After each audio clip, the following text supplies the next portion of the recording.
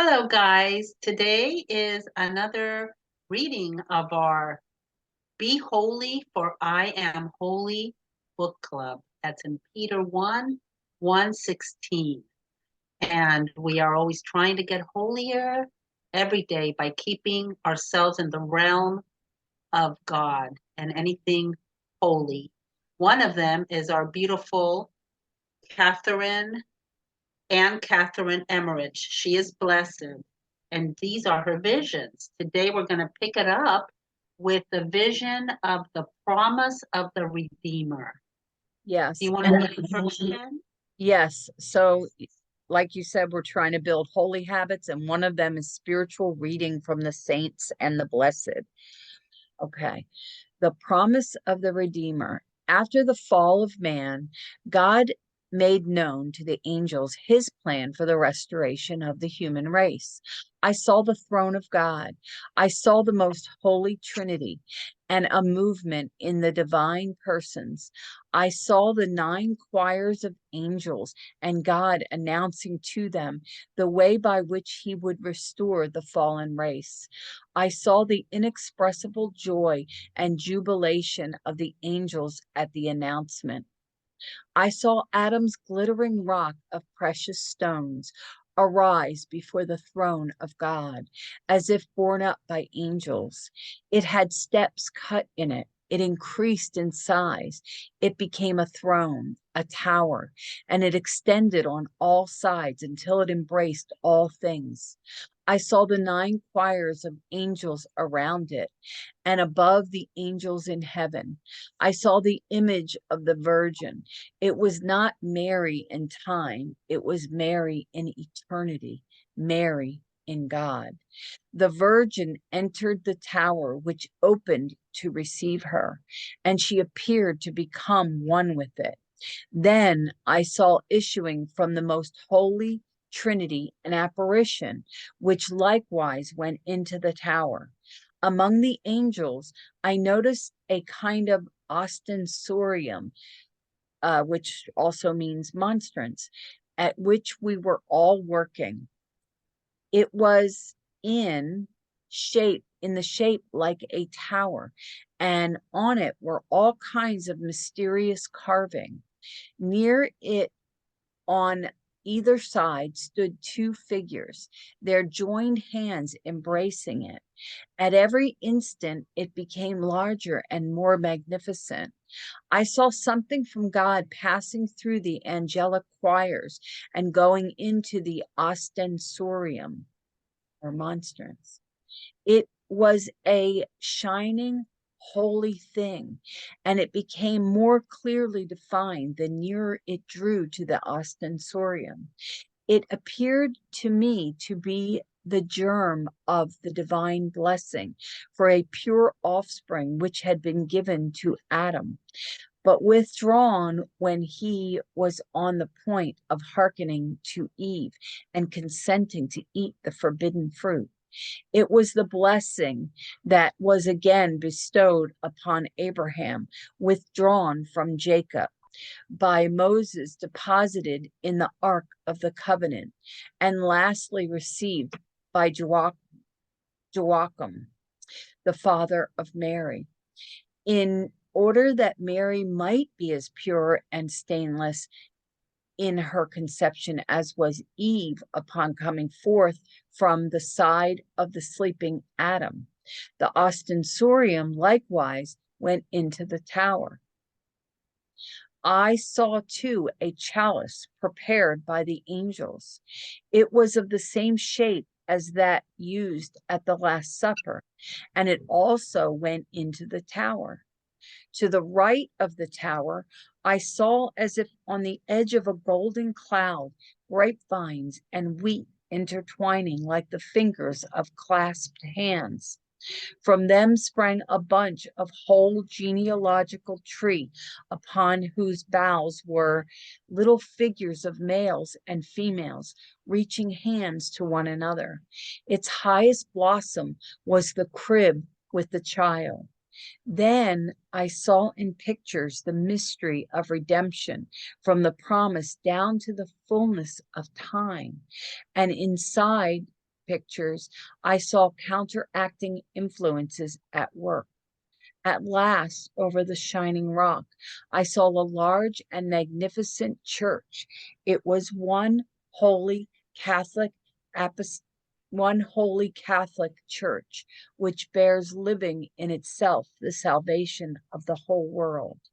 The connection of these pictures, one with another, and their transition from one to another was wonderful.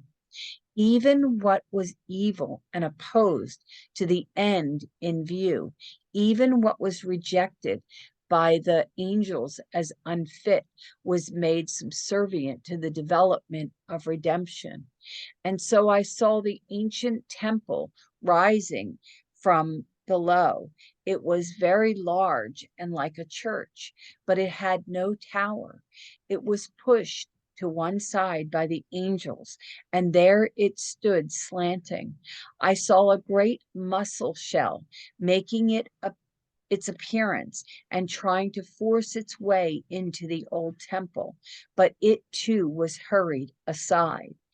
I saw appear a broad, lopped off tower through whose numerous gateways figures like Abraham and symbol of pagan worship and mythology. An Egyptian pyramid, the children of Israel entered. It was significant of their bondage in Egypt. It was shoved aside, as well as another Egyptian tower in staircase form. The latter was symbolical of astrology and soothsaying. Then appeared an Egyptian temple. It was pushed aside like the others and remained standing crooked. At last I saw a vision on earth, such as God had shown to Adam, that a virgin would arise and restore to him the salvation he had forfeited. Adam knew not when it would take place, and I saw in his deep sadness because Eve bore him only sons, but at last she had a daughter. I saw Noah and his sacrifice at the time in which he received from God the blessing. Then I had visions of Abraham, of his blessing, and of the promise of a son, Isaac. I saw the blessing descending from firstborn to firstborn, and I always transmitted with a sacramental action. I saw Moses on the night of Israel's departure from Egypt, getting possession of the mystery, the holy thing, of which none other knew save Aaron. I saw it afterward in the Ark of the Covenant. Only the high priests and certain saints, by a revelation of God, had any knowledge of it.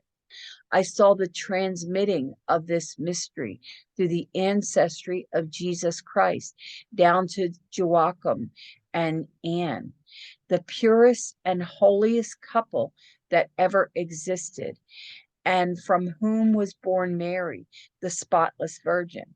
And then, excuse me, Bless you. excuse me. And then I saw Mary becoming the living ark of God's covenant. Can you put up the book so that like prop it like you do the statue?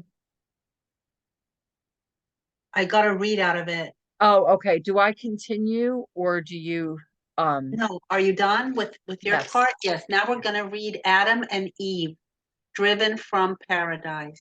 Okay. After some time, I saw Adam and Eve wandering about in great distress. They were no longer beaming with light, and they went about one here and one there, as if seeking something they had lost. They were ashamed of each other. Every step they took led them downward, as if the ground gave way beneath their feet. They carried gloom wherever they went. The plants lost their bright colors and turned gray, and the animals fled before them. They sought large leaves and wove them into a cincture for their loins. They always wandered about separate. After they had thus fled for the considerable time, the region of refulgent light whence they had come began to look like the summit of a distant mountain. Among the bushes of a gloomy looking plain, they hid themselves, but apart. Then a voice from above called them, but they would not obey the call. They were frightened. They fled still further and hid still deeper among the bushes. It made me sad to see that, but the voice became more imperative, and in spite of their desire to flee and hide, they were compelled to come forth. The majestic figure shining with light again appeared. Adam and Eve, with bowed head, stepped from their hiding places, but they dared not look upon their Lord. They glanced at each other and both acknowledged their guilt. And now God pointed out to them a plane still lower than the one on which they stood. Oh, it on it were bushes and trees. On reaching it, they became humble, and for the first time, rightly understood their miserable condition. I saw them praying when left there alone. They separated, fell on their knees, and raised up their hands with tears and cries. I thought as I gazed upon them how good it is to be alone in prayer.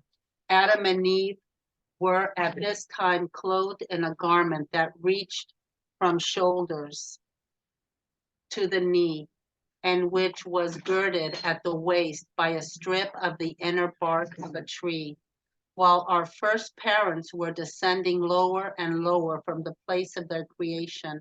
Paradise itself appeared like a cloud to be mounting higher and higher above them. Then a fiery ring, like the circle sometimes seen around the sun and moon, came down from heaven and settled around the height upon which was paradise. Adam and Eve had been only one day in paradise. I now see paradise far, far off, like a strip of land directly under the point of sunrise. When the sun rises, it mounts up from the right of the strip of land which lies east of the Prophet Mountain and just where the sun rises. It looks to me like an egg hanging over undescribably clear water which separates it from the earth. The Prophet Mountain is, as it were, a promontory rising up through that water. On that mountain, one sees extraordinarily verdant regions broken here and there by deep abysses and ravines full of water. I have indeed seen people climbing up the Prophet Mountain, but they did not go far. I saw Adam and Eve reach the earth, their place of penance. Oh, what a touching sight. Those two creatures expiating their faults upon the naked earth. Adam had been allowed to bring an olive branch with him from paradise, and now he planted it. Later on, the cross was made from its wood. Adam and Eve were unspeakably sad. Where I saw them, they could scarcely get a glimpse of paradise, and they were constantly descending lower and lower. It seemed as if something revolved, and they came at last through night and darkness to the wretched, miserable place upon which they had to do penance. Wow, that part is very powerful. Um, I didn't get a lot from the beginning. Maybe I wasn't focusing well when I was doing the reading, but boy, that was very powerful because when you, first of all, her writing is just so descriptive. It's so like She, poetic. yes, she tends to give us sometimes a little too much description of what she sees, And I think that's what we read at first in the promise of the Redeemer, because we couldn't really follow that well. But Yeah. then but see, she was like giving us an idea of what she saw between what happened after to Adam and Eve. And So do you notice that they were so remorseful for their sin? Today, we sometimes people will be sinning left and right, and they're not even conscious that they're sinning. And not only were they conscious, but they were immediately remorseful, immediately sorry. And did you notice what he brought out of paradise? an olive branch to plant And what is the olive branch? It was made from the cross. from the cross that he would And later that's have. the olive branch that God gives us. He extends the olive branch to Also, us. Noah, the bird that brought back to Noah that olive branch to see that it was okay to come out. And so many Yeah, people don't realize in our language that when we say things, they're coming from God. A lot of yeah, what we say in our culture, people will say, "Oh, it's so wise and so much wisdom." yeah, Almost all of them take that wisdom from the yes. Bible and they try to claim it as Mhm. their own. The olive branch, whenever you hear that, well, I gave him an olive branch, you know where it came from. It Yeah. comes from the Bible, the Mhm. Noah's Ark, you know, Jean, and there's, Jean joined us today, but she can't be on video because she's somewhere. Um, but Jean, do you want to comment a little bit of something that stood out to you in the reading? No? Okay. she can't, She she's not in the she environment. can. Yeah, that's fine. Um, anyway, do you want to do one more? Do you think we're good for today since it's a little later in the day that we did it? Well, I think we could do one more. Do you want to read one more? I'm fine with it if you are. Do you want to pick it up then? Okay. You want me to do the last one? Yeah. Okay. Because it seems really short. So that's why Yeah, yeah, they're let's make it a shorter little today, bit so we longer. can do three. Yeah. Yeah, so we'll do one more. The family of Adam. It was to the region of Mount Olivet that I saw Adam and Eve come. The country was very different from what it is at present, but I was assured that it was the same. I saw Adam and Eve living and doing penance on that part of Mount Olivet upon which Jesus sweat blood. They cultivated the soil. I saw them surrounded by sons. They were in great distress, and they implored God to bestow upon them a daughter, for they had received the promise that the woman's seed should crush the serpent's head. Eve bore children at stated intervals. After each birth, a number of years was always devoted to penance. It was after 7 years of penance that Seth, the child of promise, was born of Eve in the grotto of the crib. There, where also an angel announced to Eve that Seth was the seed given her by God in place of Abel. For a long time, Seth was concealed in that grotto. Likewise, in the cave in which Abraham was afterward suckled for his brothers, like those of Joseph, sought his life. Once I saw about 12 people: Adam, Eve, Cain, Abel, two sisters, and some young children. All were clothed in skins thrown over their shoulders like a scapula and girded at the waist. The female dress was large and full around the breast, where it served as a pocket. It fell down around the limbs, and it was fastened at the sides and once under the arm. The men wore shorter dresses, which had a pocket fastened to them. The skins from which their dresses were made, from the neck to the elbow, exceedingly fine and white. They all looked very noble and beautiful in their clothing. They had huts in those days, partly sunk in the earth and covered with plants. Their household was quite well arranged. I saw orchards of low but tolerably vigorous fruit trees.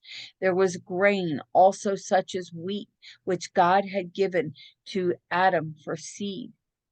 I do not remember having seen either grapevines or wheat in paradise. None of the productions of paradise had to be prepared for eating. Such preparation is a consequence of sin and therefore a symbol of labor and suffering. God gave to Adam whatever was necessary for him to sow. I remember having seen men who looked like angels taking something to know when he went into the ark. It appeared to me to be a vine branch stuck in an apple. A certain kind of grain grew wild at that time, and among it Adam had to sow the good wheat. That proved it for a while, but it again degenerated and became worse and worse. The wild grain was excellent in those early times. It was most luxuriant further to the east in India or China, where as yet there were but few inhabitants. It does not thrive where vine is largely made and fish abound. The milk of animals was drunk in those days, and they likewise ate cheese dried in the sun. Among the animals, I noticed sheep in particular. All that Adam had named followed him from paradise, but afterward they fled from him. He had to entice them back with food. That is the that is the domestic animals, and familiarize them to himself. I saw birds hopping about, little animals running around, and all sorts of bounding creatures, such as antelopes, deer, etc. The household order was quite patriarchal. I saw Adam's children in their separate huts reclining around a stone at meals. I saw them also praying and giving thanks. God had taught Adam to offer sacrifice. He was the priest in his family. Cain and Abel were also priests. I saw that even the preparations for their sacrifice took place in a separate hut. On the head, they wore caps made of leaves and their stalks woven together. They were shaped like a ship and had a rim in front by which they could be raised from the head. Those first human beings had beautiful skin of a yellowish tinge, which shone like silk, and their hair was reddish yellow like gold. Adam wore his hair long. His beard was short at first, but later he let it grow.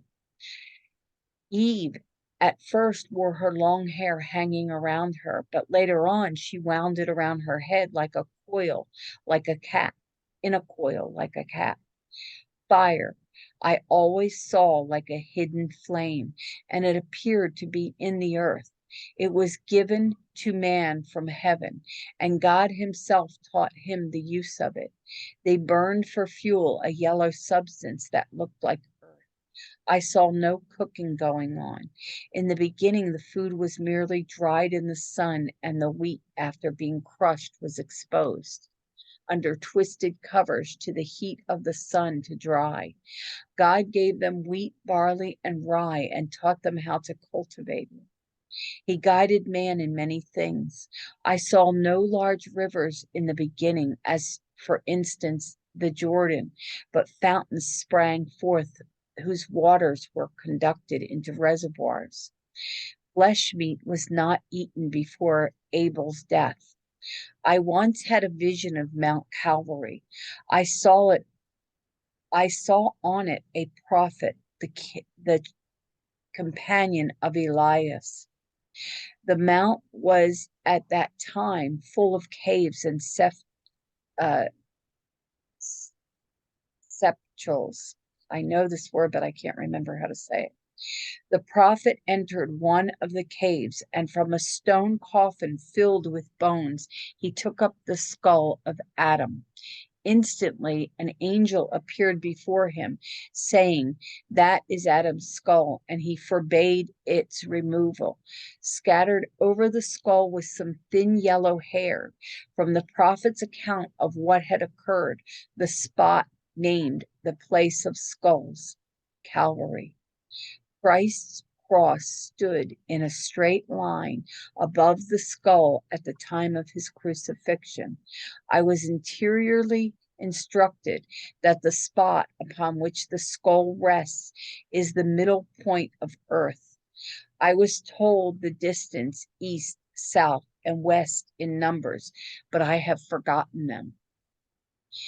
You know, this is where we'll stop at Cain and the children of What God.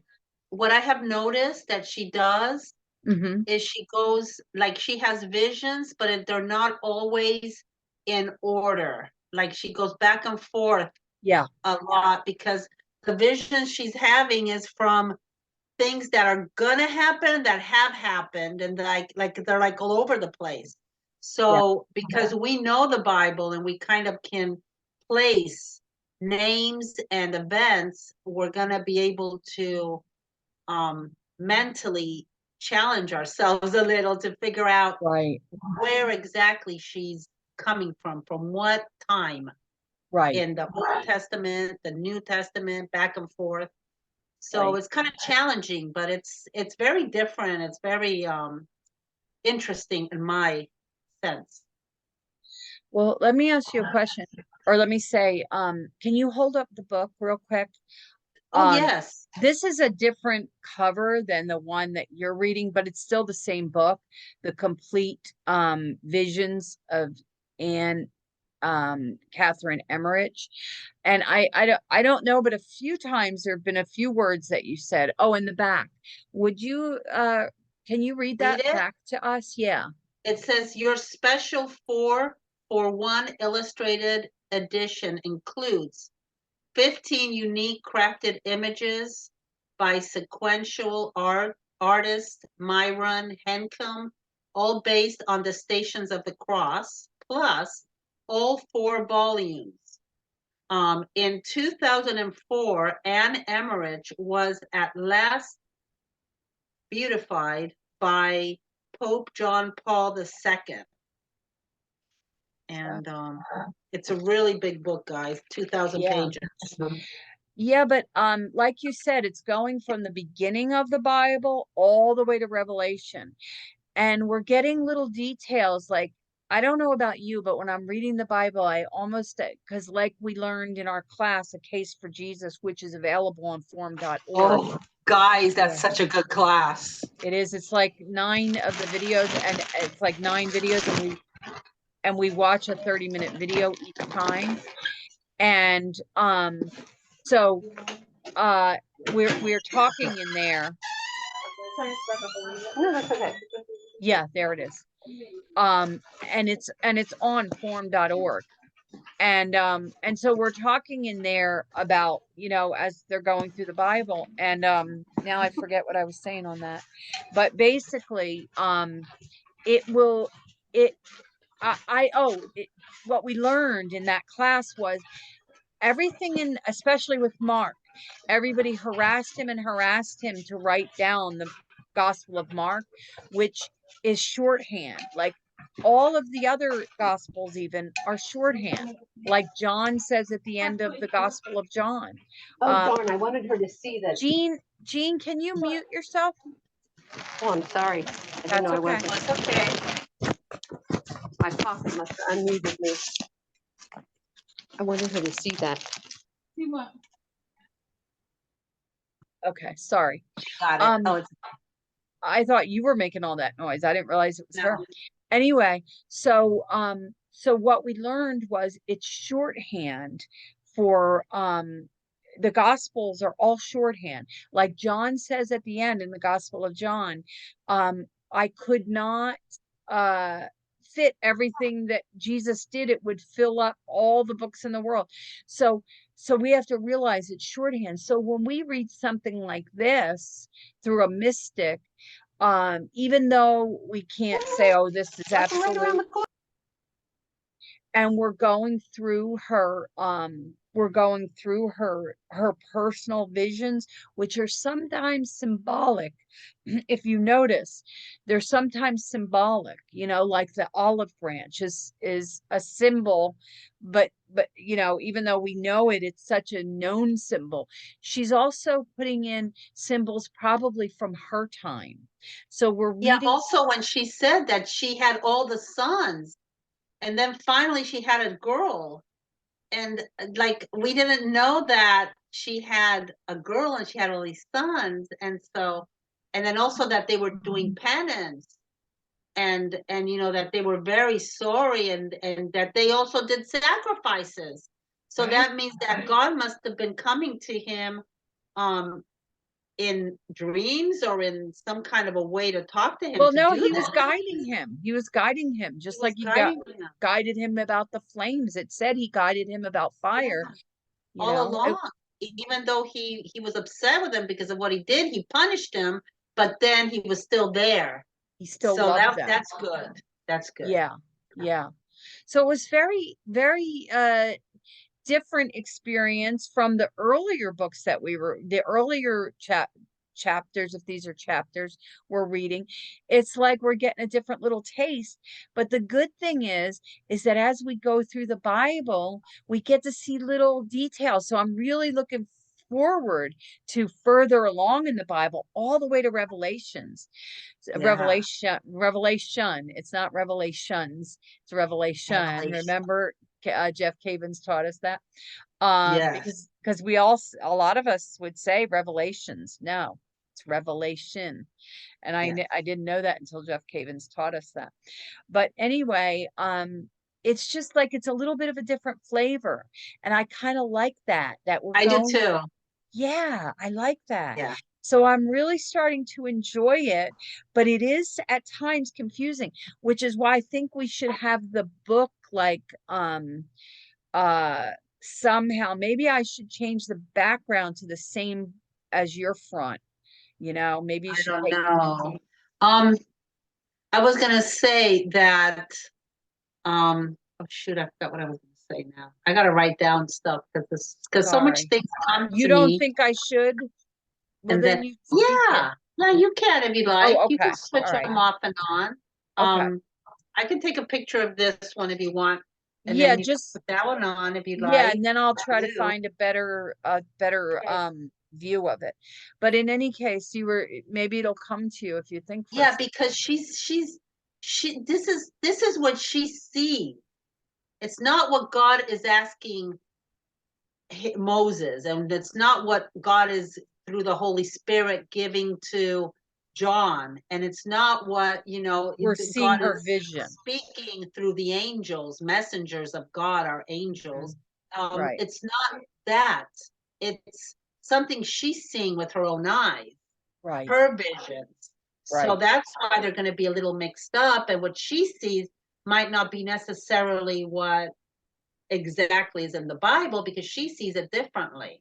Like, the clothes that, they were wearing too. That was very interesting, Yeah. because, like, But let me ask you a question. yeah. Does she, I'm trying to remember, does she say anything that anyone says during it? I guess she does a little bit. Yeah, she does. Wait, I mean, I've read a lot of her visions, but wait until she gets to, oh my gosh, the best ones are the Last Supper, because the thing she Really? sees, in the street as Ooh, they're preparing for the Last Supper, she sees all the people and what they're saying and what they're wearing and what they're wanting to bring to the table, and the that's women and where the women are seated. I didn't know that the women had a different table, but they were oh still yeah. there. All this stuff that she sees, and the colors, everything is just amazing. I'm getting chills just And thinking about it because it's that good. and my But we will get to it understanding eventually. And my understanding is she was an uneducated person, and they looked through these visions and they Yes, verified historically, very, yes, very deeply. They historically verified these things. And yes. she was very As uneducated yeah, person, even though she was a nun. as as you see here, she was bedridden many, many, many years in her life. that's why you see her with the bandages and stuff Like around her Louisa head. Louisa Yeah, Picaretta, the Divine Will yes, in Italy. She's yes. another one. Yeah. She was bedridden, but yet these visions would come to her, and she was told, and she'll later talk about that. I don't remember everything, but she was told on to to say these, and she's the one To that what? To what? actually to share these with us, to Okay. share these with the world. She was told to do that. By And who? Like a spiritual director? I don't know, an angel or some Okay. kind of a dream or something. She will talk about that. I just don't remember now because it was a long time that I saw all her videos on YouTube, guys, if you want That's to what I was look thinking it of up. going. I was actually thinking of going to So find good. some. Yeah. Yes, because you can write her name down and write complete visions for a bunch of them, or you can specifically choose a vision like the baptism, or like the Last Supper that I was just talking about. All these, she has separated them in different visions. Right. Also the Holy Rosary, her visions for the Holy Rosaries. I have her book. Oh, It's amazing. It's oh, amazing, that her I Holy can't wait for. Rosary book. Yes. Anyway, Wow. I could go on and on, but it's gonna get better. It's gonna get more interesting once we get used to the way that she writes, how she goes back and forth with what she sees, because she doesn't want to leave anything out. So Right. she puts everything she sees in. Right. Sometimes it's a little too much, but Right. we can kind of take that away and listen to what we need to listen to and keep on track. I think we'll Right. have fun with it. I Yeah. do too. I'm excited. Okay. Okay. All Well, then right. we'll So see we you did good guys. for this week and or this Yeah. day, and we'll see you tomorrow and do a Tomorrow, little bit more. God willing. Bye bye, Yes. guys. Stay safe. Bye.